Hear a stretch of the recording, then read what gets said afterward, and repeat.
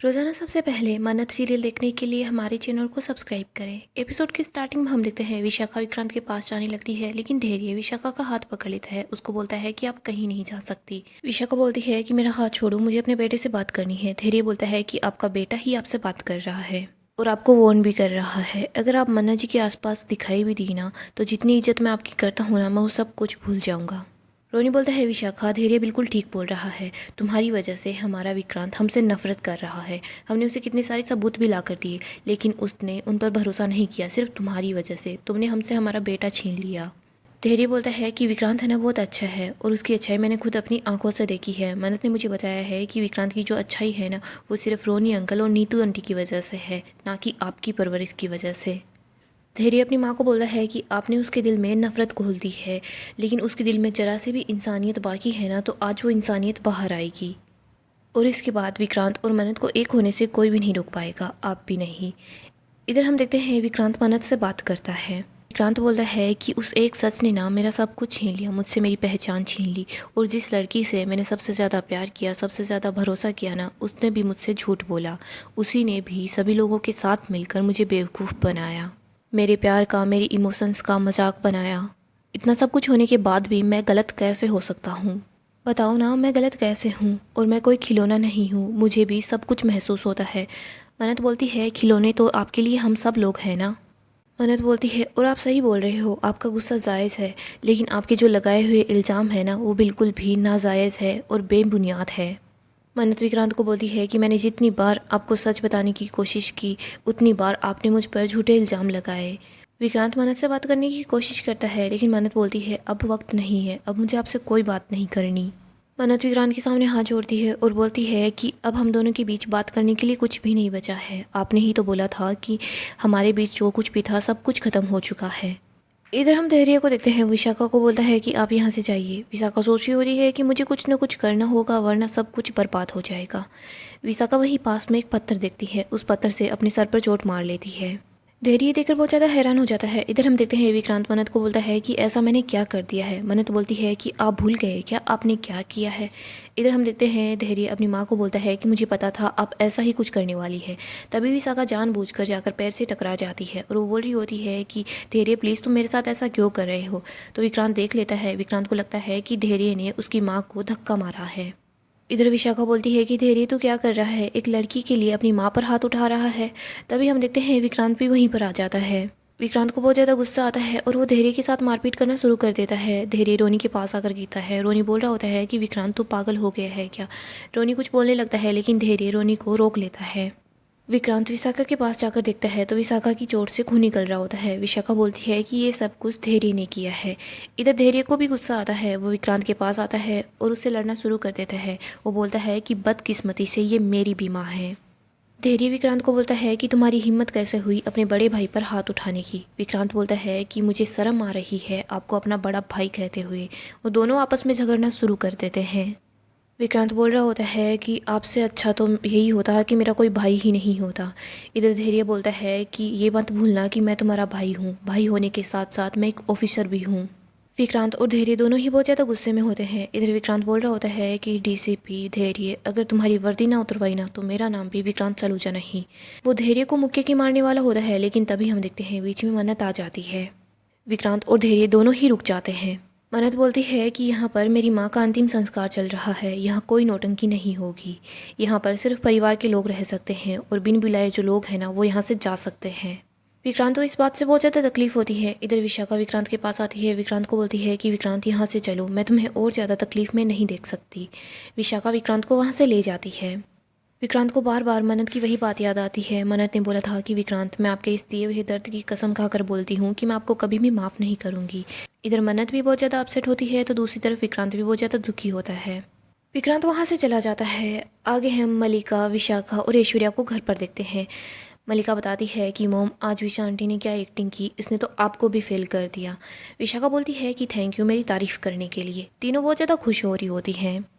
विशाखा बोलती है कि देखो, अब हमारी ऐश भरी जो ज़िंदगी है ना, उसके बीच कोई भी नहीं आने वाला है। मलिका बोलती है हाँ आप ठीक बोल रही हो। मलिका ऐश्वर्या को बोलती है कि मोम, आगे क्या करना है, आपने कुछ प्लानिंग की है। ऐश्वर्या बताती है कि अब मैं लंदन जाने वाली हूँ और वो भी आप दोनों की मदद से। मल्लिका बोलती है लेकिन क्यों? ऐश्वर्या बताती है कि ये भी मेरे प्लान का ही हिस्सा है और वहाँ जाने के बाद मुझे बहुत सारे पैसों की ज़रूरत होगी जो कि तुम दोनों मुझे ला कर दोगी विक्रांत नाम के एटीएम से। ऐश्वर्या बताती है कि मुझे कम से कम महीने के 30 लाख रुपए चाहिए होंगे। विशाखा बोलती है क्या तुम्हारा दिमाग तो ख़राब नहीं हो गया है ना? ऐश्वर्या बोलती है नहीं, अभी तक तो मेरा दिमाग बिल्कुल ठीक है। ऐश्वर्या विशाखा के पास आती है। विशाखा को बोलती है कि विशाखा मेरे खिलाफ जाने की सोचना भी मत और मना करने का भी मत सोचना, क्योंकि तुम मुझे बहुत अच्छे से जान गई हो। तुम्हें पता है कि हम दोनों है ना एक दूसरे को बर्बाद कर सकते हैं और मैं तो तुम्हारी ज़िंदगी छीन भी सकती हूँ।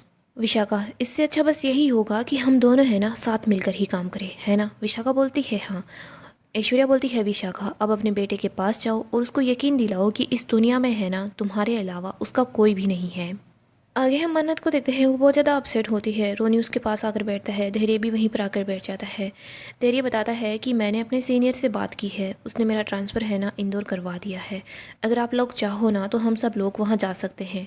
रोनी बोलता है कि मन्नत बेटा क्या सच में तुम यहाँ से जाना चाहती हो? रोनी बोलता है मन्नत तुम्हें कि नहीं लगता क्या कि हमें एक बार शांति से विक्रांत से बात कर लेनी चाहिए?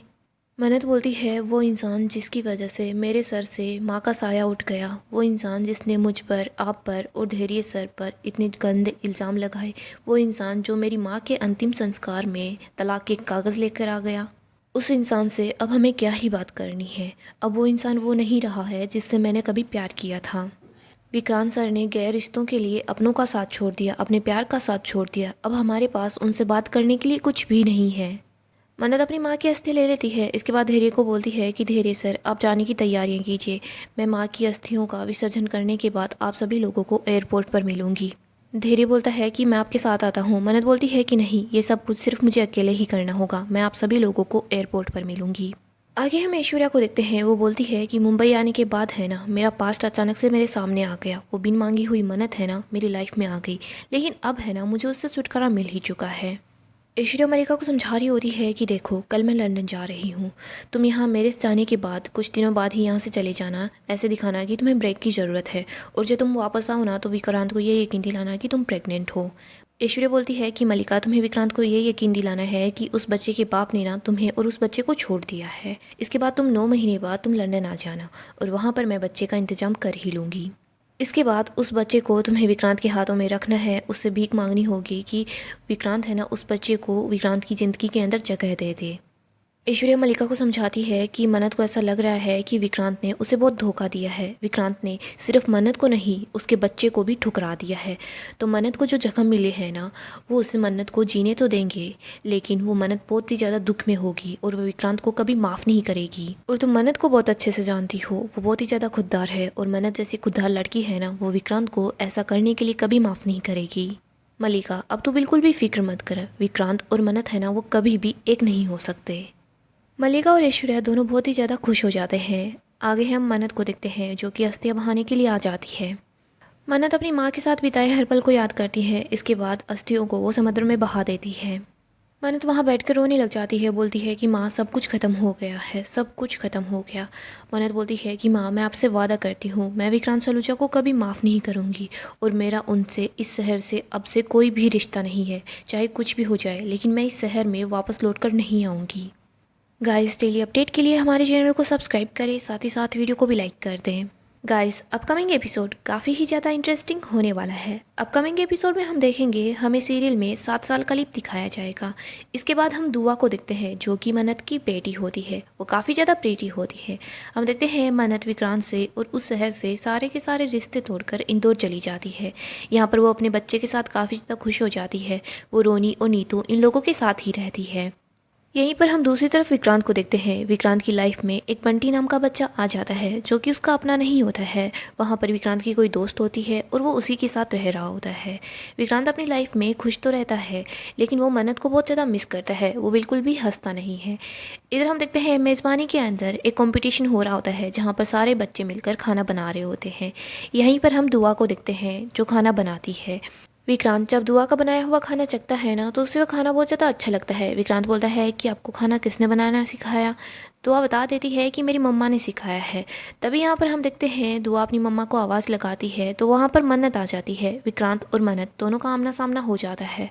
सो दोस्तों, ऐसे ही धमाकेदार अपडेट के लिए हमारे चैनल को सब्सक्राइब करें, साथ ही साथ वीडियो को लाइक भी कर दें।